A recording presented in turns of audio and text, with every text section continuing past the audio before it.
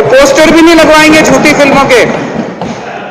और जो भी करना हो, कम से कम यार ये पिक्चर का प्रमोशन करना तो बंद करो। तो गंदे लगते हो तुम लोग, अच्छी शोभा नहीं देता आप लोगों को। यार आप अच्छे आदमी हो, कुछ करने आए थे राजनीति में, कहां पिक्चर के पोस्टर और प्रमोशन करने में लगा दिया।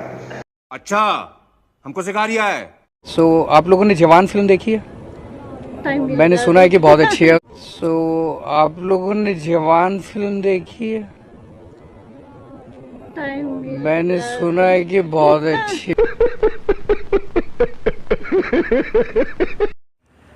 वंदे मातरम साथियों, वैदिक आइडियोलॉजी में आपका स्वागत है। मैं हूं विकास आर्य। तो अभी आप सुन रहे थे अपराधी आदमी पार्टी के नेता श्री श्री श्री 1008 पलटू राम जी महाराज अर्थात अरविंद केजरीवाल जी को। आपको याद होगा जिस समय कश्मीर फाइल्स मूवी आई थी, जो कि एक सत्य घटना पर आधारित थी, और ये सत्य किसी से छुपा नहीं है पूरी दुनिया में। जिन लोगों के साथ में वो घटना हुई वो भी आज जीवित हैं, जिन्होंने वो घटना को अंजाम दिया वो भी लोग जीवित हैं, जिस स्थान पर वो घटना हुई वो स्थान भी वही है। सब कुछ रिकॉर्डेड है। किस प्रकार से 1992 में अचानक से मस्जिदों से आवाहन करके हिंदुओं को घरे से निकाल कर उनको मारा गया, काटा गया, उनकी बहू बेटियों के साथ में बलात्कार हुए, और उनको अपनी घर संपत्ति के साथ साथ अपनी बहू बेटियों को वहाँ से छोड़कर भागने के लिए मजबूर कर दिया गया, और जिसमें सैकड़ों लोगों की हत्याएं हुई थी। उस सत्य घटना पर आधारित ये मूवी, जिसको ये पलटू राम महाराज विधानसभा में खड़े होकर ये बोल रहे थे कि ये झूठी मूवी है। झूठी मूवी यानी इस मूवी में जो कुछ दिखाया गया वो झूठी है। और उस समय जो लोग इस मूवी का प्रचार कर रहे थे उसमें कुछ बीजेपी के लोग भी थे। यहाँ पर वो बीजेपी के लोगों की बात कर रहे हैं जो उस समय विधानसभा में बैठे हुए हैं। लेकिन क्या उस समय सिर्फ बीजेपी के लोग ही इस मूवी का प्रचार कर रहे थे? नहीं, वो तो 1% भी नहीं होंगे। पूरे देश की जनता उस समय इस मूवी के प्रचार के लिए सामने आ गई थी। मैंने भी किया था। मैं किसी पार्टी का गुलाम नहीं हूँ, ना तो आम आदमी पार्टी का, ना ही भारतीय जनता पार्टी का, ना किसी अन्य पार्टी का। आम आदमी पार्टी को तो मैंने 2014 में ही छोड़ दिया था, क्योंकि जब इनकी हिंदू विरोधी मानसिकता धीरे धीरे सामने आने लगी और एक विशेष कौम से इनका प्रेम बढ़ता चला गया, जो बढ़ते ही जा रहा है। अब तो उस कौम ने इस पार्टी को लगभग हाईजैक कर लिया। इनके किसी भी नेता के अंदर हिम्मत नहीं है कि इस कौम के किसी भी व्यक्ति के खिलाफ एक शब्द भी बोल दे, भले वो पार्टी के अंदर हो या बाहर हो, और कितना भी बड़ा अपराध क्यों ना किया हो। तो यही श्री पलटू राम जी महाराज, अभी आपने देखा जवान मूवी आई है, उस पर वो क्या बोल रहे हैं। अब इनसे कोई पूछे ये प्रचार नहीं है तो क्या है? इतना ही नहीं, आप इनके ट्विटर हैंडल पर जाएंगे तो समय समय पर ये इस प्रकार के रिव्यू मूवीज़ के और सजेशन देखने के लिए देते रहते हैं। तो खैर, इनसे हम यही उम्मीद कर सकते हैं। अब इनसे मिलिए, ये भी हैं आम आदमी पार्टी के नेता श्रीमान राघव चड्ढा। तो आपने एक कहावत सुनी होगी, जैसा राजा वैसी प्रजा। थोड़ा सा बदलाव कर लीजिए, जैसा नेता वैसा उसका चमचा। तो अभी आपने देखा जिस प्रकार से उदयनिधि स्टालिन का बयान आया था सनातन धर्म के ऊपर, और उसको ख़त्म करने की बात कर रहे थे। उसको कंपैरिजन उसका एक मक्खी और मच्छर आदि से, कीड़े से कर रहे थे, कि जैसे उनको नष्ट करना पड़ता है वैसे इस धर्म को भी नष्ट करना होगा, सनातन धर्म को। और उसके बाद में सिर्फ उदयनिधि स्टालिन नहीं, उसकी पार्टी के अन्य नेताओं ने और कांग्रेस पार्टी के अन्य नेताओं ने भी इसी प्रकार के बयान सनातन धर्म पर दिए। लेकिन ये इंडी अलायंस की मजबूरी ऐसी है, और उस इंडी अलायंस का एक हिस्सा आम आदमी पार्टी, यानी ये अपराधी आदमी पार्टी भी है और इसके नेता भी हैं, ये खुलकर उसका विरोध नहीं कर पा रहे हैं। कोई व्यक्ति इतना बड़ा बयान दे देता है उस सनातन धर्म के बारे में जिसको मानने वाले इस देश में 75 से 80 करोड़ या ज़्यादा है, लगभग 100 करोड़ आप बोल लीजिए या उससे ज़्यादा। उसके खिलाफ इस प्रकार का इतना बड़ा बयान दे देता है और ये सिर्फ ये बोलकर चुप बैठ जाते हैं कि हम इससे सहमत नहीं हैं और ये अलायंस का स्टैंड नहीं है। देश की 80% आबादी जिस धर्म को मानती है उसके लिए कह दिया गया कि सनातन को मिटाना हमारा उद्देश्य है। फिर एक नेता ने कह दिया हम इंडिया अलायंस तो सारे ये हम लोग एकजुटी हुए इस सनातन को खत्म करने के लिए। मेरा इस पे स्टैंड थोड़ा अलग है और मैं व्यक्तिगत स्टैंड भी देना चाहूंगा, राजनीतिक स्टैंड भी देना चाहूंगा। मैं खुद सनातन धर्म से आता हूं, एक प्रैक्टिसिंग हिंदू हूं। मुझे इस बयान से बहुत ठेस पहुंची।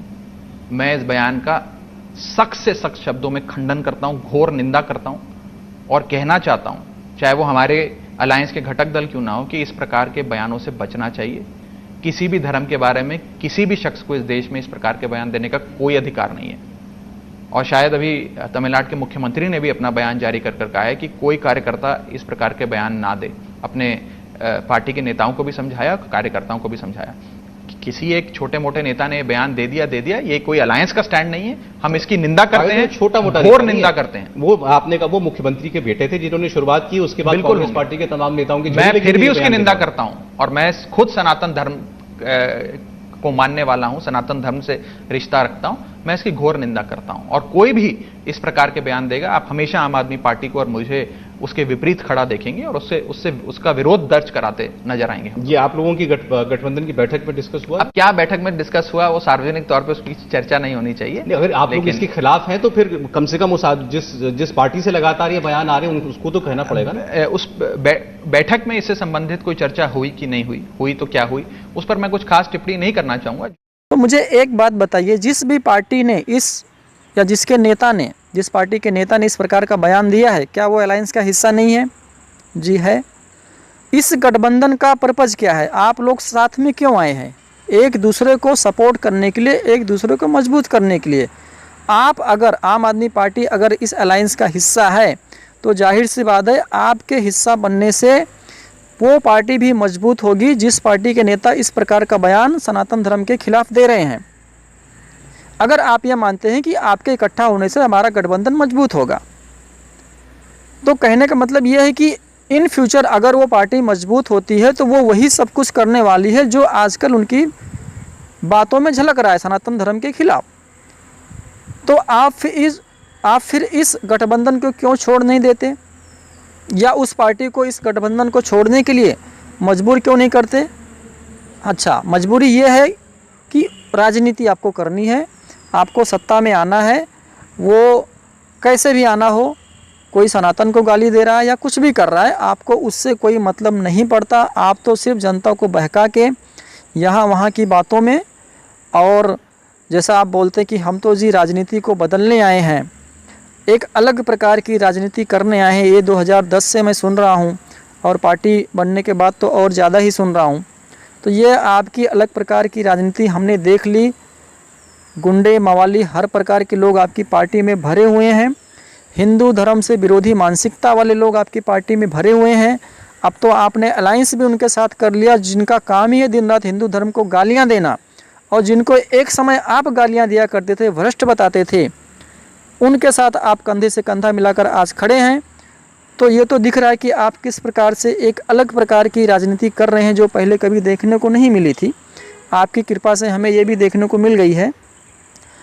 तो ना तो मुझे इस पार्टी के किसी नेता से, ना उसके किसी चमचों से इस प्रकार की उम्मीद है कि वो कोई भ्रष्टाचार मुक्त भारत बनाएंगे।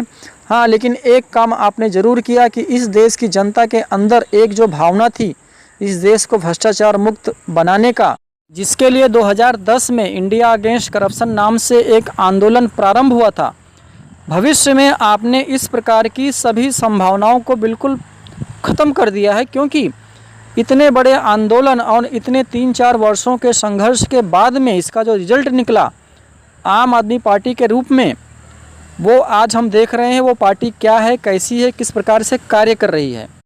इससे एक बात ये भी सिद्ध हो गई कि किसी भी देश को यदि भ्रष्टाचार मुक्त बनाना है तो वो किसी भी पार्टी के माध्यम से संभव नहीं है।